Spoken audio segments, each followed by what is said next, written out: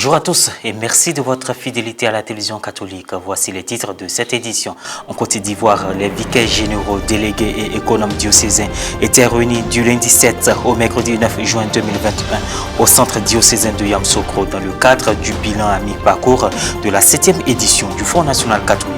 Une édition qui aura permis de collecter la somme de 572 438 130 francs CFA, soit un bond de près de 80 millions par rapport à celle de 2019.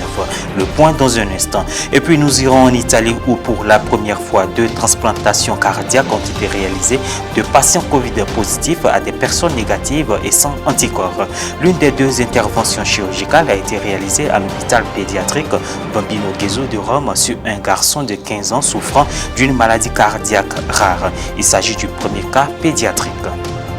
Bienvenue à tous. À l'issue de la rencontre des vicaires généraux, délégués et économes diocésains au centre diocésain de Yamoussoukro, le bilan à mi-parcours de la 7e édition du Fonds national catholique de Côte d'Ivoire a été livré le mercredi 9 juin 2021. Commentaire Morel Poti.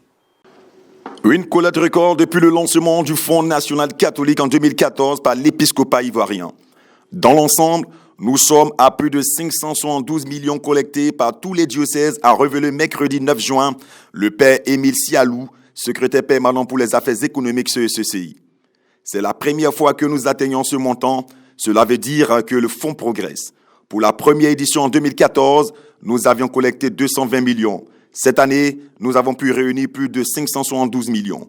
Progressivement, l'Église s'achemine vers son autonomie financière, a-t-il précisé. Avant cette dernière collecte, les 6 premières éditions ont porté du fruit. Une partie des fonds collectés est engagée dans la construction d'une cité de 32 appartements de 4 pièces.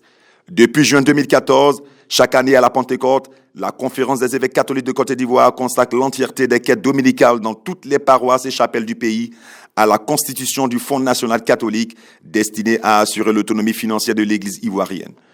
Pour l'édition 2021 qui s'est tenue les 22 et 23 mai, les fidèles et clercs ivoiriens s'étaient fortement mobilisés sur les réseaux sociaux pour combler le manque à gagner, l'édition 2020 n'ayant pu se tenir à cause du Covid. Cette forte mobilisation a été saluée par le père Pierre Claver Yesso, vicaire général du diocèse d'Abidjan, au nom de Monseigneur Ignace Bessi, le président de la Conférence des évêques catholiques de Côte d'Ivoire et président du conseil d'administration du Fonds national catholique. Les contributions par province ecclésiastique sont de 434 563 360 francs CFA pour Abidjan. Bois-Caissante, 60 155 735 francs CFA. Gagnois Ouest, 53 64 495 francs CFA. Et Korogo Nord, 24 654 540 francs CFA, soit un total de 572 438 130 francs CFA, 873 284,71 euros. Le montant du Fonds national catholique de l'édition 2019 était de 493 85 845 francs CFA. Toujours en Côte d'Ivoire, son éminence Monseigneur Jean-Pierre Cardinal Couton a reçu lundi 7 juin 2021 à son domicile la nouvelle ministre de l'Éducation nationale, Marietou Koné. La ministre qui veut impliquer les religieux dans la mise en œuvre des réformes du secteur de l'éducation a reçu les bénédictions et encouragements de l'archevêque métropolitain d'Abidjan. L'Église catholique, qui possède de nombreuses écoles, est un partenaire important du système éducatif de l'État ivoirien. La rencontre sollicitée par la ministre nommée à ce ministère au mois d'avril avait pour objectif de présenter ses civilités au cardinal Jean-Pierre Couton, archevêque d'Abidjan, et lui présenter le projet des États généraux de l'éducation nationale pour prendre conseil et bénédiction. L'archevêque métropolitain d'Abidjan a en outre exprimé sa satisfaction face à l'idée des États généraux de l'école ivoirienne en crise selon de nombreux experts. Dans un message vidéo adressé aux participants du webinaire Où en sommes-nous avec Maurice Laetitia, organisé par le dicaster Like, Famille et Vie, qui se déroule du mercredi 9 au jeudi 12 juin 2021 avec plus de 350 délégués de la pastorale familiale, le pape François a invité les laïcs à contribuer à la construction du tissu ecclésial. Plus de précisions avec Morel Poti. Une pastorale familiale non théorique mais pratique, accrochée aux blessures et aux problèmes des gens, non réservée à une élite, mais confiée aux couples laïcs et aux familles avec enfants comme sujet actif de l'évangélisation, témoin valide de la mission du mariage adéquatement formé.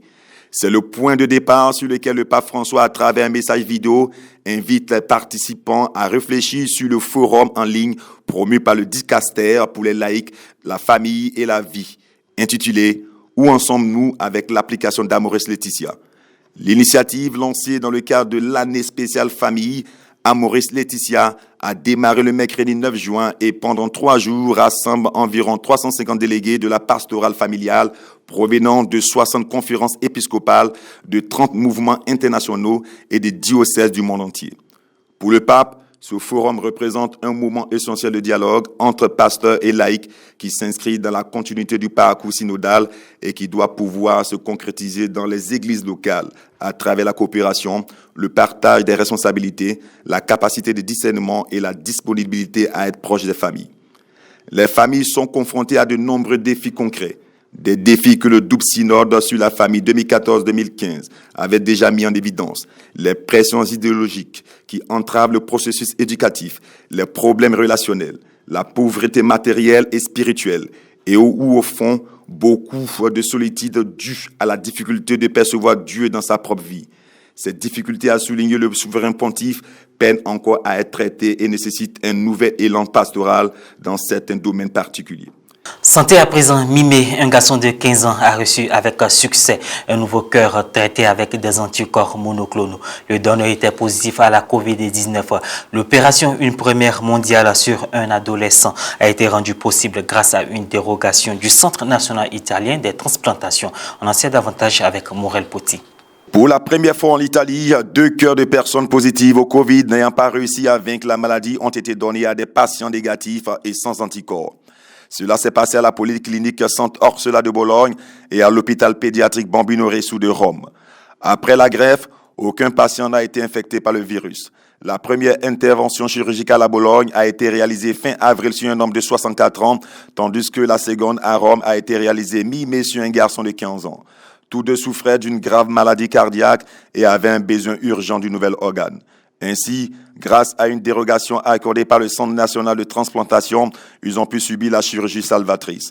La gravité des conditions cliniques des patients, explique le directeur du CNT, Massimo Cardillo, a incité les équipes médicales des 2 centres à nous demander une autorisation de transplantation, même si les receveurs étaient exempts d'anticorps.